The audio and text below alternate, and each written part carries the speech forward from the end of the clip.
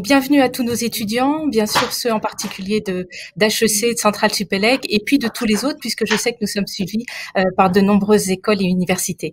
Donc je vais me présenter brièvement, Sophie Proust, donc je suis de la promotion 89 de Supélec. Quand je suis sortie de l'école, je suis tout de suite allée me faire embaucher chez Bull, parce qu'en fait j'étais passionnée par l'informatique, tout ce qui concerne la logique de l'algorithmie, les construire des architectures, c'était véritablement ma passion.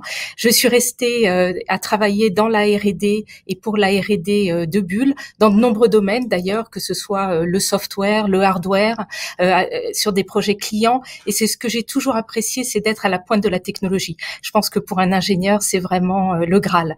Alors en 2014, Bull a été racheté par Atos. Les activités R&D ont continué. Et d'ailleurs, j'ai tendance à dire, le champ d'application s'est amplifié de façon extraordinaire grâce à l'étendue des clients et du panorama couvert par Atos dans les nombreuses industries que nous adressons, que ce soit le manufacturing, la finance, la santé, les énergies, les télécoms et puis le secteur public.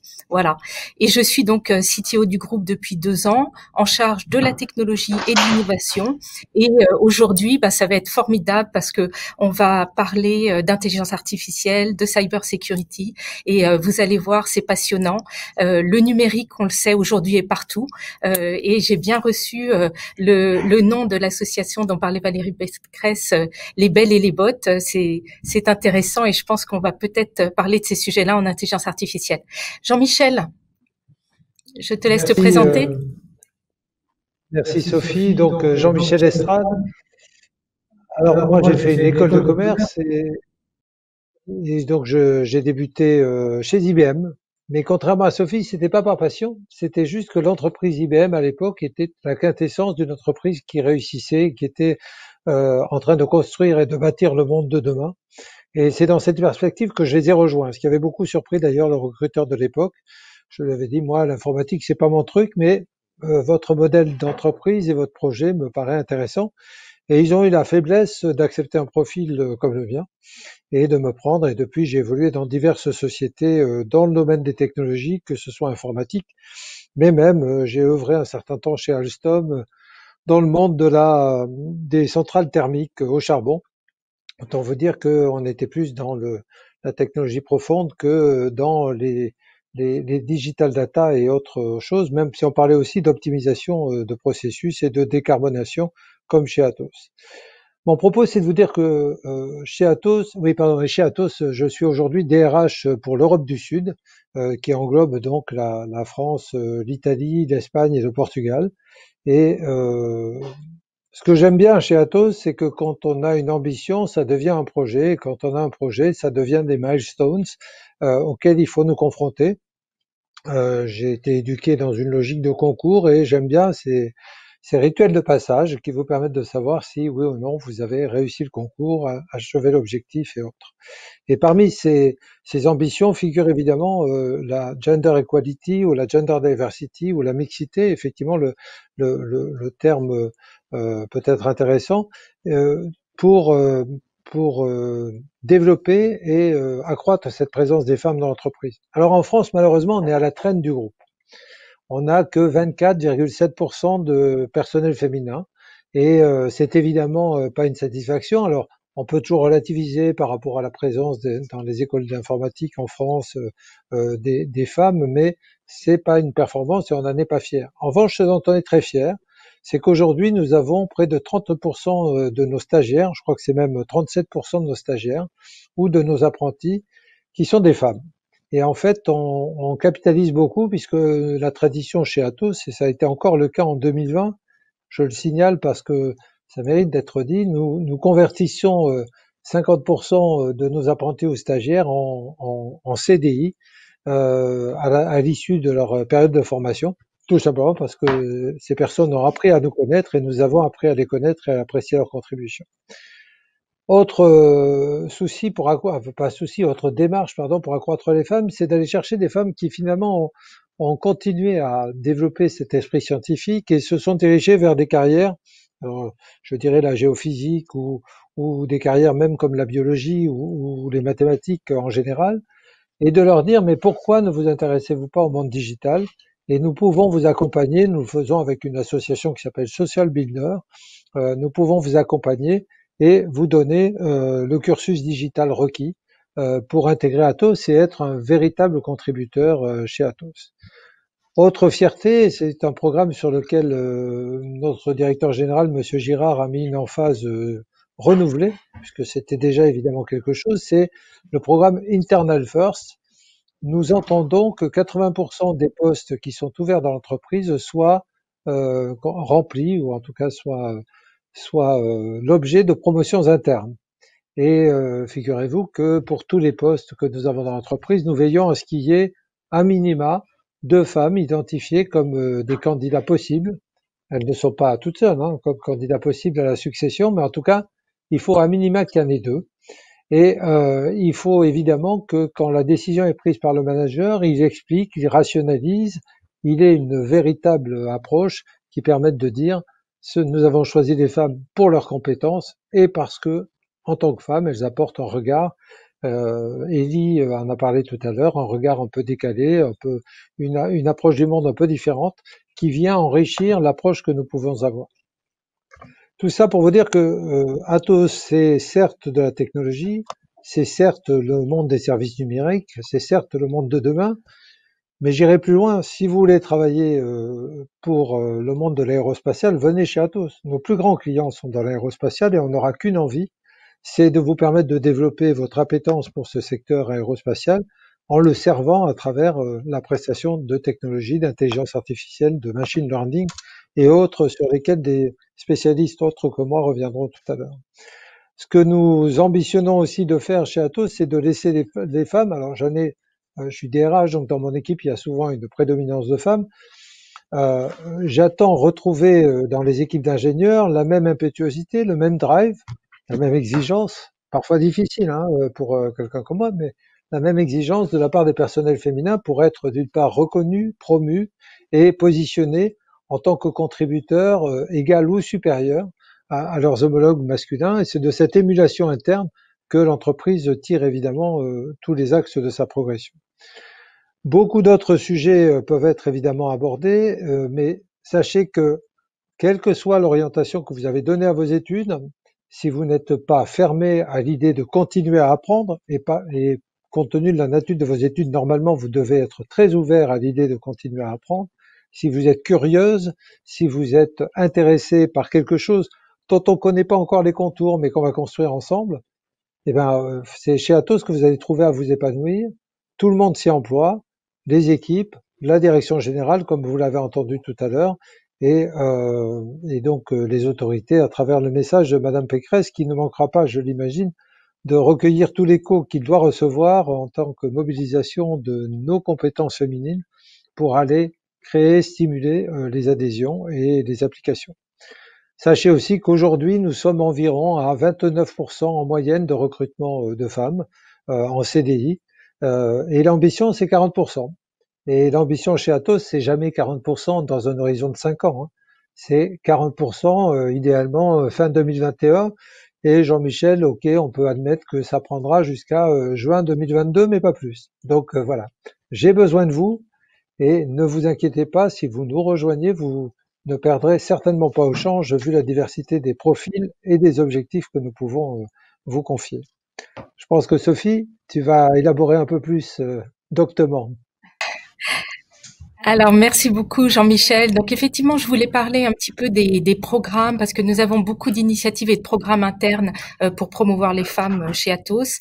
Il y a toute une série d'initiatives autour du mentorat qui ont été lancées récemment parce qu'en fait, donc le mentorat, c'est cette approche que l'on a entre un mentor, donc une personne plus senior dans l'organisation, et un mentoré, qui va pouvoir être guidé, épaulé et gagner plus de compréhension et aussi pouvoir avoir un échange pour pouvoir appréhender des situations un peu compliquées auxquelles il est parfois difficile de faire face tout seul.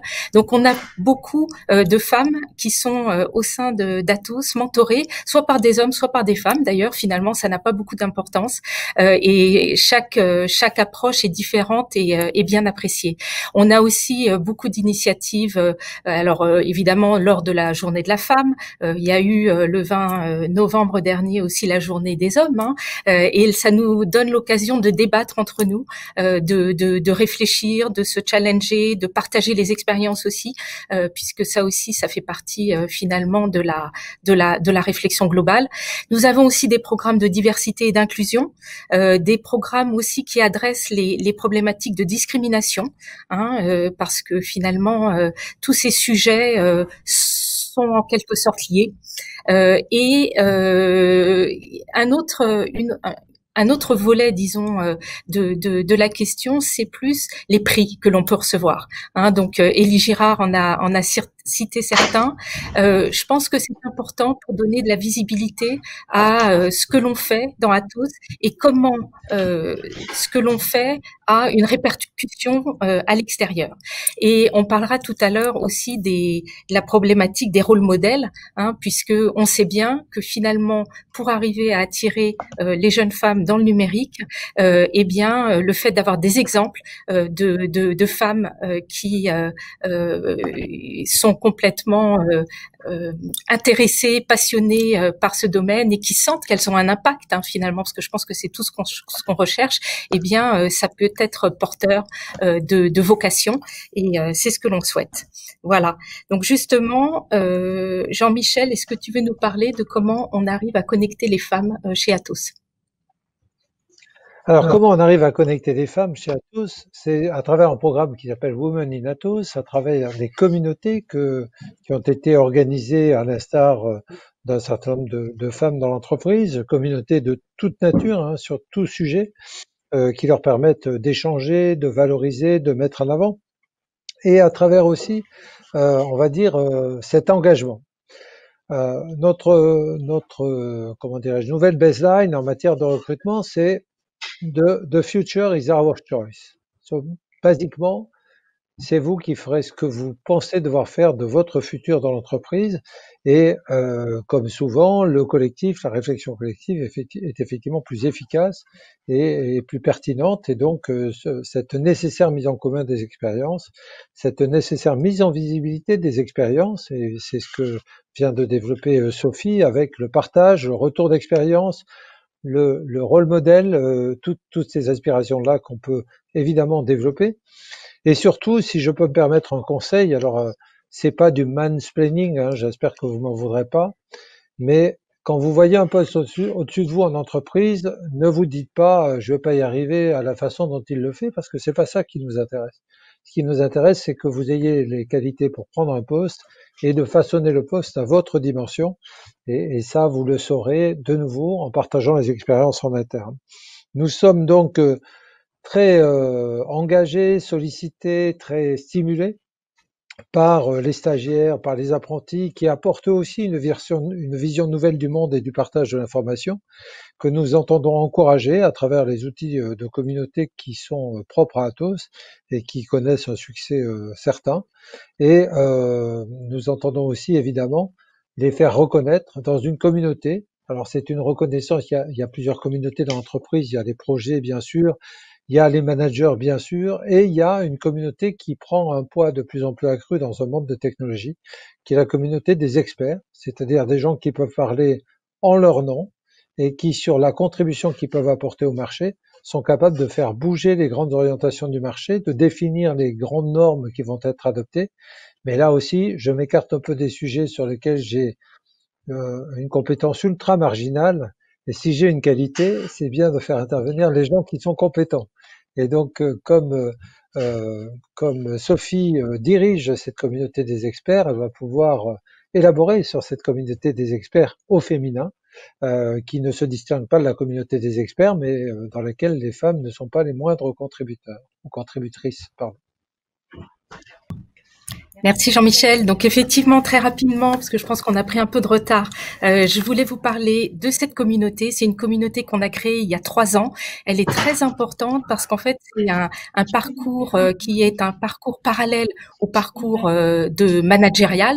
Hein, donc mettre les experts en visibilité, en communauté. Donc pour ça, on a 3 grades d'experts en fonction de leur niveau d'expertise, de leur rayonnement aussi local ou international, la façon dont ils publient des papiers sur différents domaines techniques. Et c'est une communauté donc qui est très riche, très vive, qui comprend évidemment des femmes qui sont très motivées, très dynamiques et qui contribuent. Et d'ailleurs, bon, ça va faire une belle transition parce que dans notre table ronde sur l'intelligence artificielle, Kautar est Distinguished Expert et va pouvoir nous parler de ce domaine passionnant. Et je voulais aussi finir là-dessus, c'est que le numérique, c'est vraiment un domaine très vaste. Hein, donc chaque femme peut y trouver son intérêt. Il est passionnant et ce serait vraiment dommage de laisser la place rien qu'aux hommes dans ce domaine-là. Donc merci à tous, très bon séminaire et je laisse la parole maintenant à la table ronde.